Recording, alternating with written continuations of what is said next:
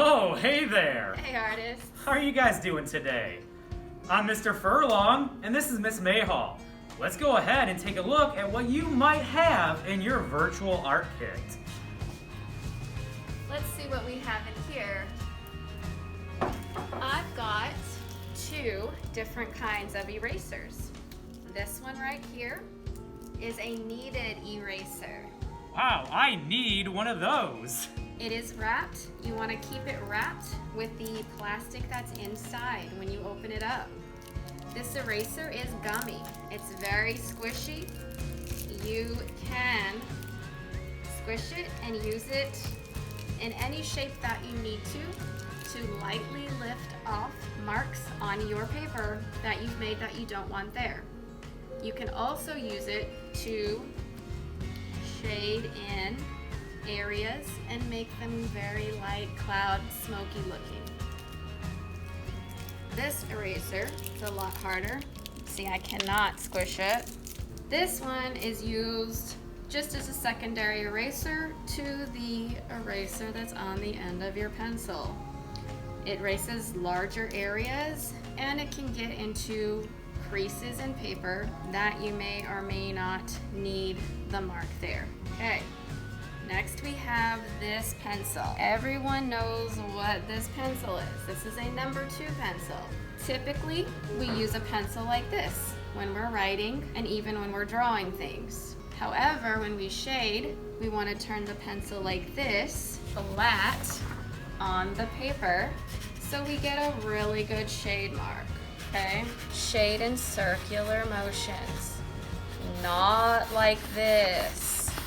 The more pressure that we put on our pencil when we're shading, the darker an area is. When we release pressure, it gets lighter. Also, when our hand is closer towards the end of the pencil, we can shade a lot lighter because we have a lot less control of our pencil.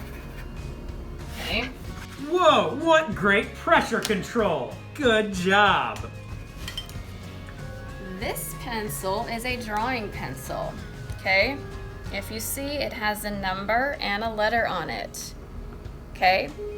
Your drawing pencils also have different darknesses and lightnesses that you can shade with them.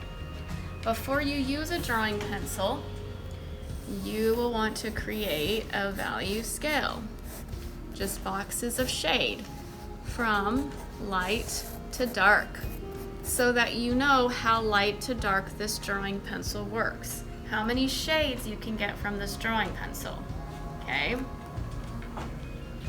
And then when you're using them, you want to lay them face up so that you can always see the number and the letter on your pencil. Oh, what else do we have in here? So we have different kinds of pencil sharpeners, okay? Smaller ones we use for our regular pencils and for our drawing pencils. Larger sharpener we use for Prismacolors or colored pencils only, okay? We don't want to mix these sharpeners up. We want to make sure that we're using them for the correct things, because these mediums are made differently with different materials, okay? So this one's graphite and this one has a wax. We don't want to mix these materials, okay, together. Not in our sharpeners, because it ruins the sharpener blade, okay? Well, thank you, Miss Mayhall. And of course, you may have an assortment of drawing papers and a sketchbook. Those are pretty self-explanatory. You draw on them! Haha! Alright, how about we swap spots? Whoa! Alright, let's see what I have in there. Ooh, hey, cool! I got some paint supplies.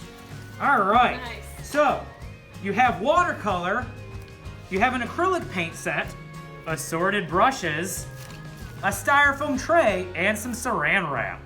You should know how to use the watercolor and acrylic paints. If you don't remember, check out my videos. Now, the paintbrushes. Remember, don't use your watercolor brushes on acrylic paints. You'll want to separate your brushes and have some for each individual type of paint. This handy dandy little tray right there, you can use as a paint palette. You can put your paint on top of this tray to mix them together and create an unlimited palette of colors. And what do you think you can do with this saran wrap? We don't want to just throw it away and waste it, right? What would we do?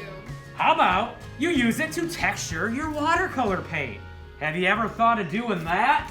That sounds amazing. What a great idea! All right, let's see what else we have in there. Ah, hey, look at that. All right, what do we have here? This is some canvas paper. What? What is that?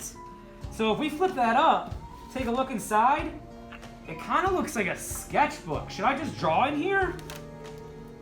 No! The heck, dude?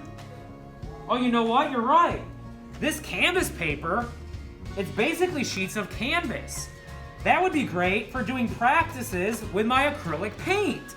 It's kind of like a sketchbook for your acrylic paints.